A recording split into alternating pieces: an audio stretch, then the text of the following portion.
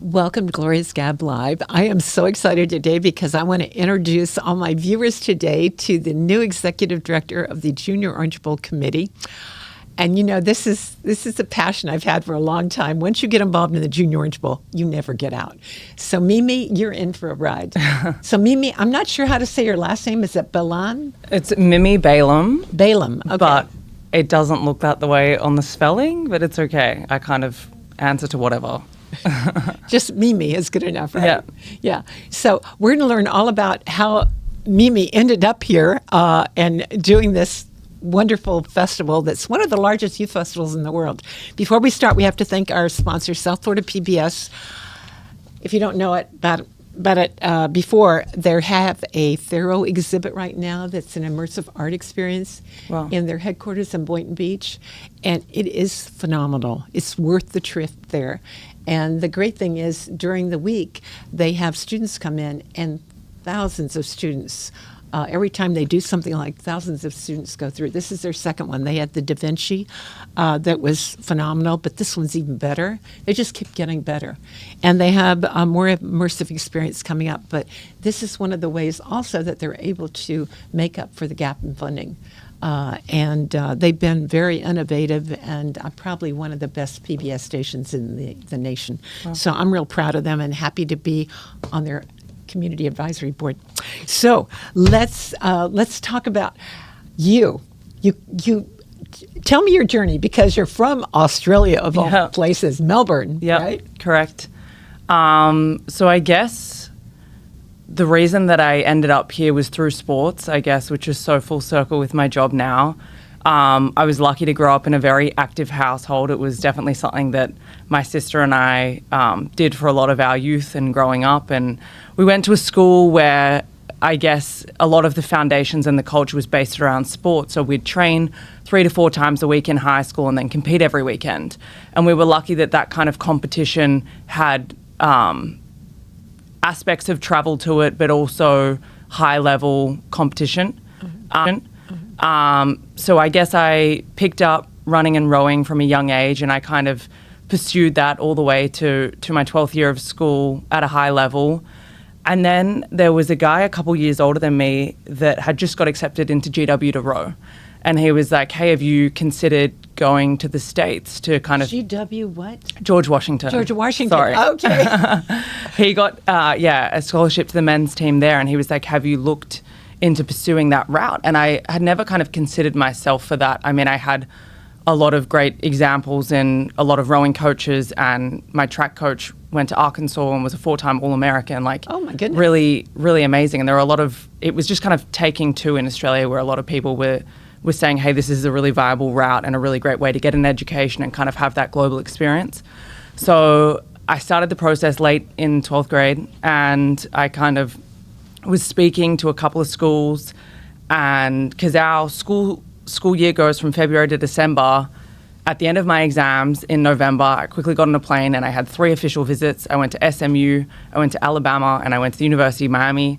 I looked around each school for rowing, and I got offered a scholarship. And I guess the decision came down to me, where do I want to be for 4 years? Where's somewhere that's international and diverse? I'm going to get great experience outside of sport, and also that's going to kind of carry me after my college career. As you know, there's not a lot of money in any Olympic sports, let alone rowing. So it was never an option to kind of pursue that professionally.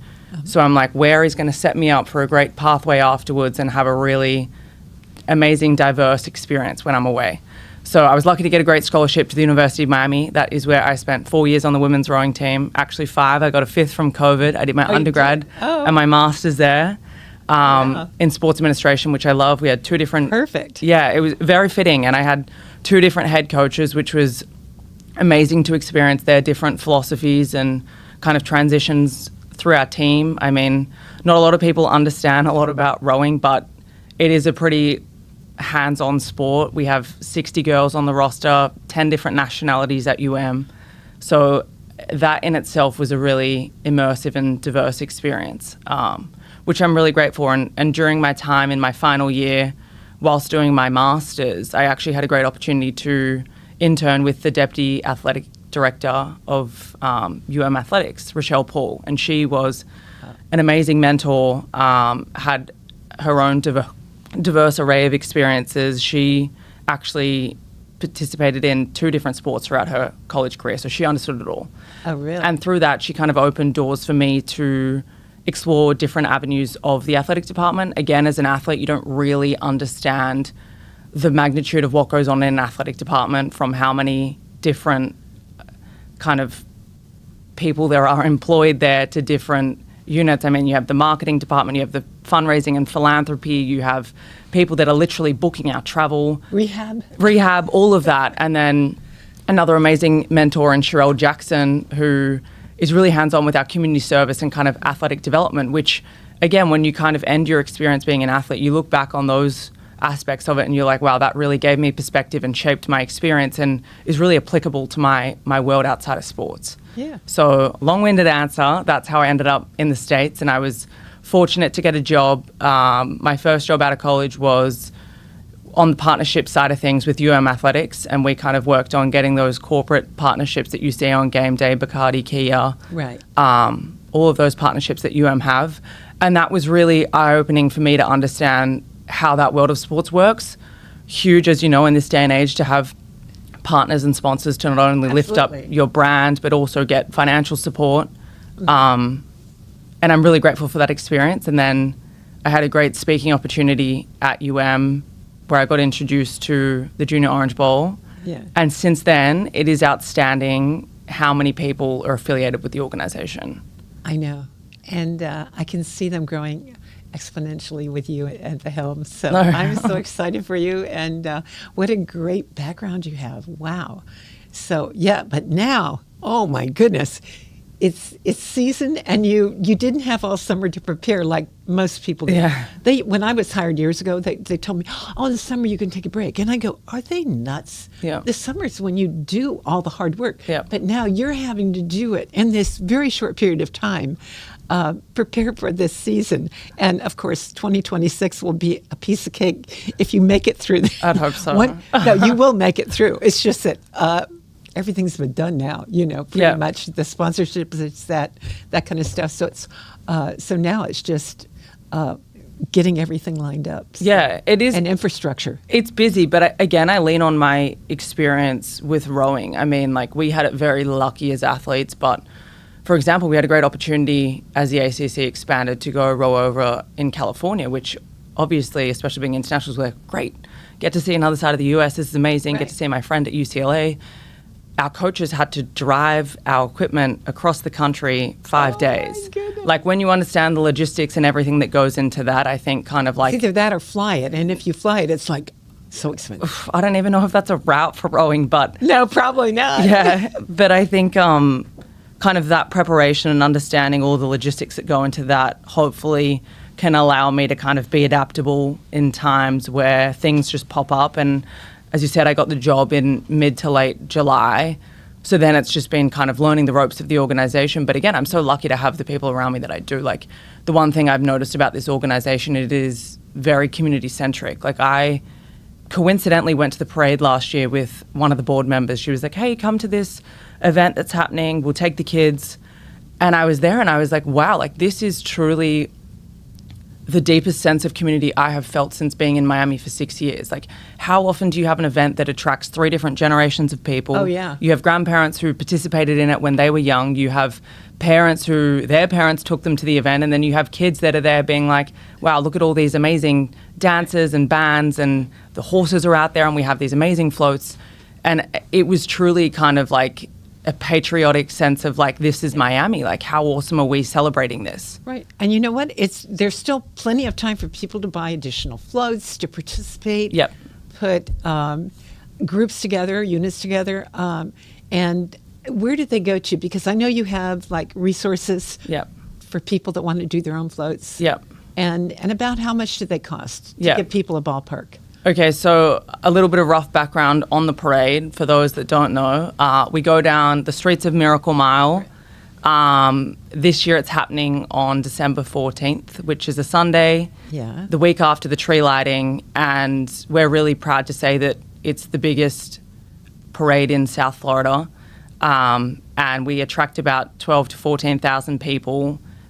it's really big for the city of Coral Gables. And again, this year we're celebrating the end of the centennial. So it is a really big year to come out there and show your support and also get around your community. So we have a couple of different sponsors that participate in the float aspect. Yeah. So floats range anywhere between $5,000 to $10,000, but from a corporate side, it is really great exposure for your business. Again, For sure. that many eyeballs in an organization that's really community rooted. I think it says something about your organization. Right. But also it's a great way for kids and families to celebrate and come together and share in that. So again, I would say myself or Mark, who's the committee chair, is the main touch point of the event. So you can reach out or inquire on our socials or through our website or email, give me a call. And again, we're just looking to celebrate all of the things that Miami has to offer. Again, it's UM's end of their centennial. We have a huge international organization that's just moved their headquarters, being FIFA. Next year, the World. Right, I know. Next year's the World Cup. So FIFA again, should have a float. we would love to get FIFA involved. We would love to FIFA, celebrate. if you're listening, We would love to celebrate into cough Miami. up the bucks for a float. No, Right. but again, it's a great way to embed yourself in the community. course. Again, like such an international organization, but we are really proud to host the World Cup here next year. And I think that's a great way to integrate yourself into the community and kind of celebrate what we're about in a time of a lot of international whatnot that's happening in the world. It's a great time to come together, and that's why I love Miami, is because constantly you can walk into a room and someone's speaking Spanish, someone's like from Australia. And there's 1 degree of separation. Yeah, exactly. There is nobody you meet that you're not going to find a connection with. Totally. Somehow. Yeah. So again, I think we really honor and take a lot of pride in our international presence. And just to speak a little bit more about the organization, for those that don't know, so we're a nonprofit based in Florida, obviously in Coral Gables, and this is our 77th year, which again, there's a great rich history and legacy, and we kind of evolved from the Orange Bowl by having this great grand parade. And again, it was a time of celebration. There's so much history to celebrate in Coral Gables. And from that, we kind of branched out into different youth activities. So as you would know, our most prominent events are now our golf and our tennis tournament, which the tennis, we can proudly say, is the biggest and the highest level of competition in the world for its age groups, under 12s, under 14s. And we have had amazing alumni. I mean, Coco Gauff, you've seen what she's done in the last year. Sure. She won our tournament a couple of years ago. I know. Roger Federer, all I of these remember. amazing Yeah. people. And I think to have that right in our backyard of Coral Gables is It's amazing. so exciting. Like I Yeah. couldn't one professional sport that we don't have that isn't like native to America. Like, of course, we don't have cricket or things that I'm familiar with, but Yeah, but I'm thinking, with FIFA coming, all of a sudden, I can see Junior Orange Bowl, in years to come having big soccer tournament. and that's something that we You used know? to have, and I think that's something that again, it's getting all We the used to have a football. yeah, And and again, it's just about getting us it's back one of those to things, but it also has to do with volunteers, people willing to take them on. Yeah.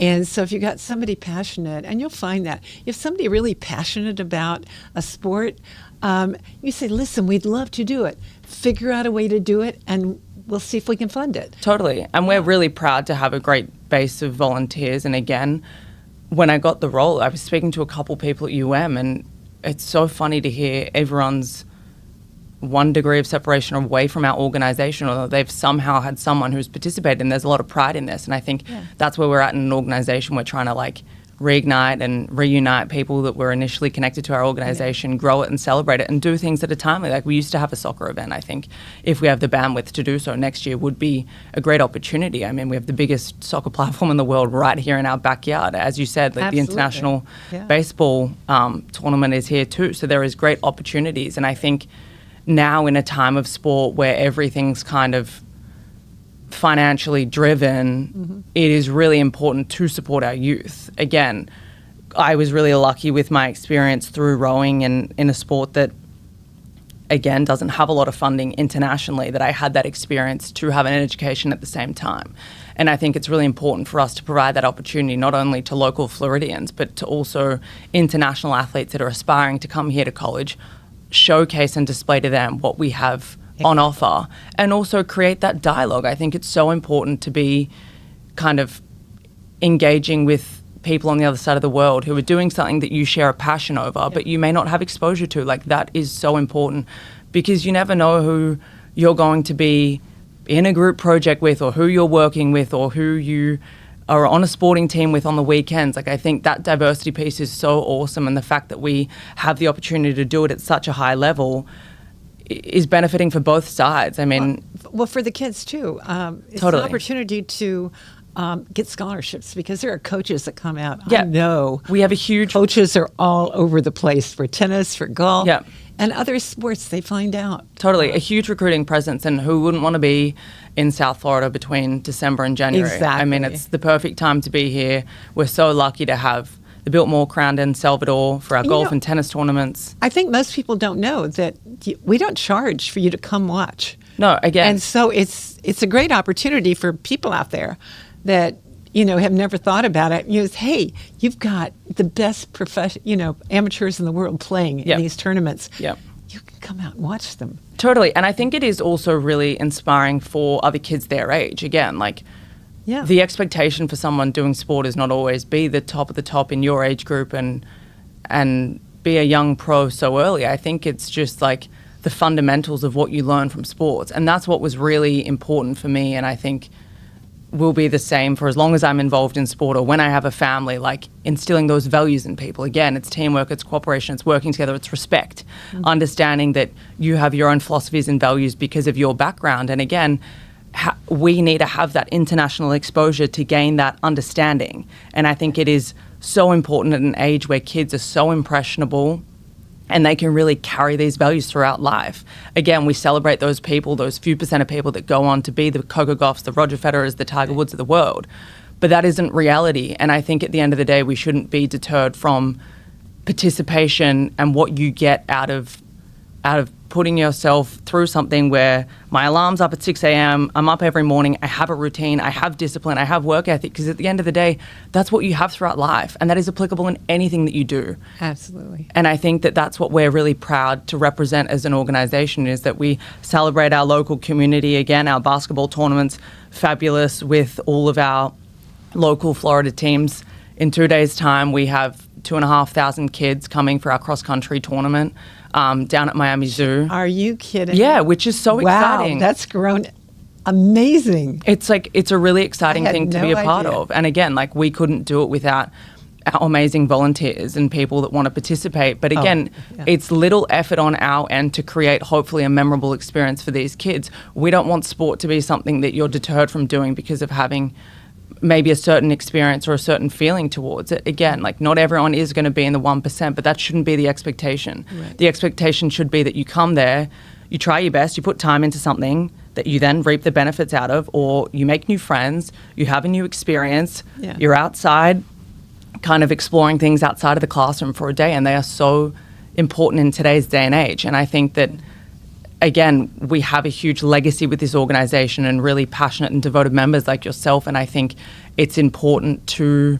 honor that sense of community that we have, but also understand where we're heading, and having those people that share those same values, and the pride that we can take in how much we've developed and grown our tennis event. We have amazing sponsors. We have Wilson. We have all of these great people that are like, how can we get involved? And I think that's the gold standard for what we're doing. But also with us keeping in mind of how can we also help the community in other aspects. Like, we're really proud of what we do with our sports abilities games. We come out and we have a whole day of fun games and activities. That's one of those things that I swear anybody I would get to volunteer, they were hooked from the get-go. Yeah. It's like every year they came back because it was so rewarding. And so now you've only got one day. It used to be 3 days, but I'm sure you're going to end up. Yeah, and again, it's just back to, that. I think we're really cognizant of doing things well rather than try to touch every point and kind of half do it. I think it's really important that we keep that standard and they have that experience. And again, like, that would be my vision. Can we kind of create an aspect of our prominent events that we offer to kids with cognitive or physical disabilities? Like, can we extend off what we already do? I'd love to get wheelchair basketball going. I would love to offer different kind of tennis and golf lessons to those that maybe do not have access to or don't have the physical capabilities of doing so. That is our vision. And I think we're proud of what we're doing right now. We have 1,000 kids come out. We have a day of games and activities, and the Miami-Dade Physical Education Department is really hands-on in that, and we're grateful for their support. And you need tons of volunteer for that. Totally. And again, we had times where that was at Tropical Park. Like, do we expand on doing so? And again, one day to us or one day to a volunteer is very little in terms of this child looking forward to this day, 365 days out. Exactly. Having the best day with their friends, creating memories. And I think just leaving feeling empowered and having that great experience. And I think that's what sports is at the end of the day, whether you have hindsight or you don't. Like, I may leave something being really disappointed. I was frustrated that I didn't perform to my max. It just wasn't my day. But then hindsight 10 years later, I'm so glad I had that experience, because I'm going to go to work 5, 6, 7 days a week, and I'm not going to feel good 100% of the time. Yeah, exactly. And I learned that from sport. Yeah. And I think that is something that everyone kind of who encourages their children to do, or who off their own bat still participates in, should be really proud of. Mimi, you are such a coach. No. Which is a good thing when you're running a nonprofit and you're dealing with volunteers, because you really do have to, you're coach. They used to laugh and say they worked for me, and kind of if you're the coach, your team is working for you because they want you to be proud of them. Yeah. Right. So I feel like I'm a team player, and I definitely am absolutely in a huge learning process. I'm grateful of our board. Everyone's been really supportive, and again, they all have full-time jobs, but they still give me their time of day, their insight, their knowledge, and we wouldn't be able to do what we do without their support. And again, like, I am passionate to attract new members. I want young members. I want people that were involved 20 years ago and now want to come back to the organization. I think that's something that we can proudly say, is we're an all-encompassing organization, that it doesn't discriminate against how old you are, where you're from. I'm from Australia. Obviously not. I didn't know about the organization 5 years ago. So I think that's something that we're proud of. And I think, to your point earlier, like, there are a lot of things that in the past, like any organization, people really felt a positive association with, that we're trying to get back to that level, whilst also raising the standards. Like, again, look at where tennis is. Like, it is an internationally sought after competition that constantly, we have hundreds of people emailing us being like, how can I get my child involved? I know. And golf's at the same point. Yeah. So how can we grow that whilst also celebrating the local community and what we have to offer here, and then giving back to those people that don't have access to it? And that's the point. I think that's the point of nonprofits. Again, we're expanding on and capitalizing on what we do really well, but at the same time, like, it cycles back in, and we kind of diversify what we're doing. So maybe have a clinic. Yeah, totally. Connected to the golf tournament kind of thing. And that's a really important part of it for us too, is like the educational experience, like our youth ambassadors program, which has evolved over the years from the pageant. Yeah, I was going to ask you about that. Yeah. And Mish is great. She kind of heads that up. And I think that's really important for leadership tools.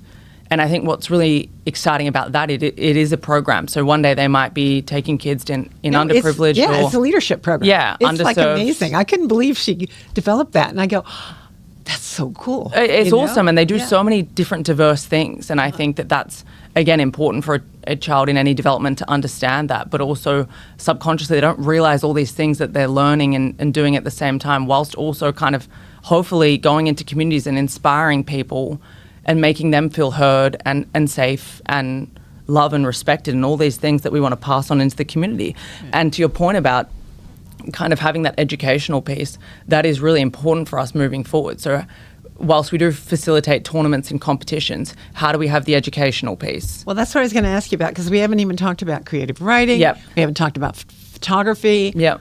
So let's talk about all those cultural experiences, cultural arts type of experiences that we offer. And creative writing, some of the stuff that comes out of there is pretty amazing. Yeah. And have you had a chance to read or see any of that yet? I have spoken to the chairs about their experience in the past, but I would be lying if I said I've actually read. Wait until you go to the ceremony and you hear them read their stuff.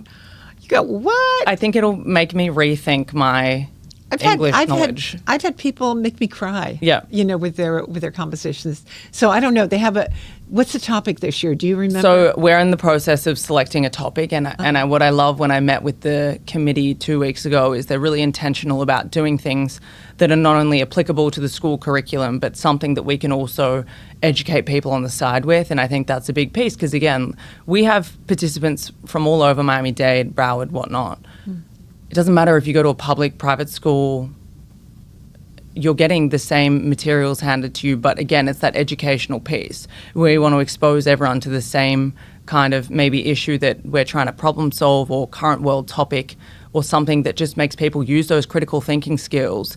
And in this day and age when we have all of these amazing resources, AI, all of these things, how are we challenging you to think differently and really apply all of those all-encompassed skills that you're learning and translate that through writing. And now that I think about AI and creative writing, I'm wondering how are they the people that reading the compositions, are they able to identify AI? Because there are programs to do that. Exactly. Because my daughter's a teacher. Yeah. She teaches. So we have pretty high level adjudicators or judges when it gets to certain rounds in the competition, which I think you can pick up on some similar language, which Well, last time I heard them read their composition, there was no AI. Yeah, So. no, exactly. And again, there are resources that you can use, but again, that's not what we're trying to encourage. We're not trying to do something where you have to look externally to think about something. We're asking you to use your critical thinking skills and how you view the world. And I think that's important when people read and share. Again, the same point of understanding a kid that's from Europe and plays tennis and you're from here, local South Florida, and you're meeting at the competition and kind of exchanging your dialogue.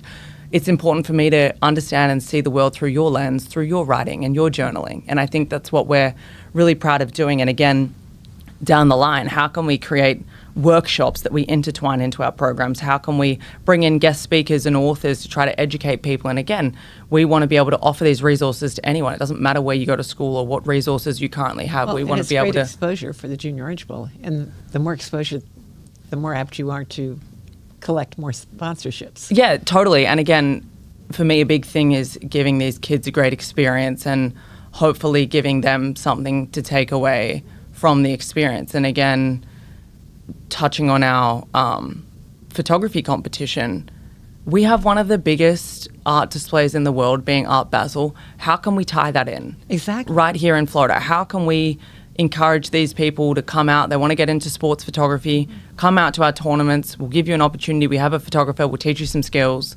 Or at the same time, how do we intertwine that into relevant career options? I mean, in this day and age, sports wouldn't exist without, to the level it is, without social media and with all of that publicity. The teams and the staff required for these videographies and social media production is huge. It's as big as the coaching staff, if not bigger.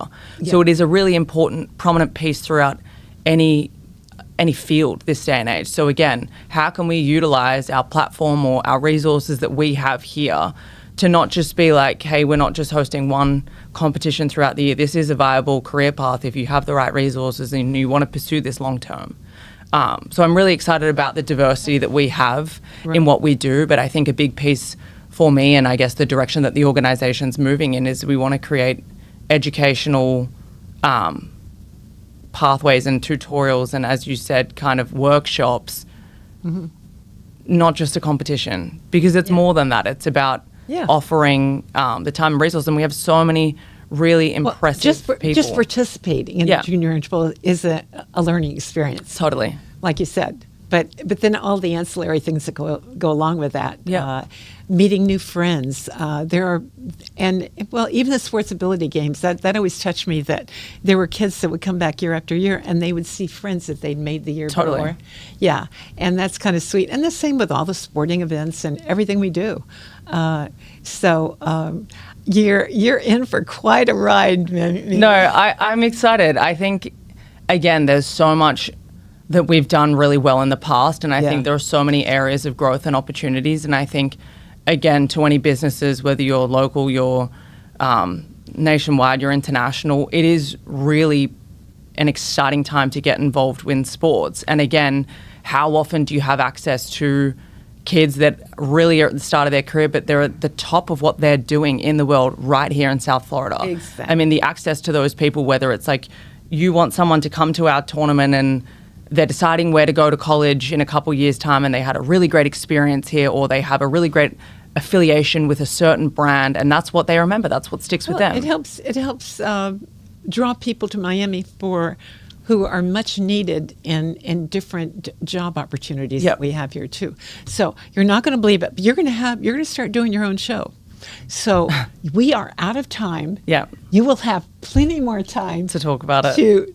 To talk about your mission and whatever. And I know you're going to bring some people on that are like sharing different events and that kind of thing. So we're really excited to have you join the list of hosts that we have here. I'm honored. And I appreciate your coming in today. No, thank you for having me. It's amazing what you guys do here, and I think you guys are a real heart of the community, and we're kind of excited to work together and evolve and see where we can grow this too. But I think that at the end of the day, that's the binding factor between our organizations is we are I feel very community-centric. blessed to be involved in the Junior Orange Bowl, and God bless the community newspapers for allowing us to feature people like you and just make us a really great community. Well, that's kind of you. We're great to have you as a resource. Thanks. So thank you, South Florida PBS, for sponsoring the show once again. I know we went over. Anzoni, thank you for helping us today. Our producer, he's wonderful. And until next time, make a difference in our community and support the Junior Orange Bowl. Thank you.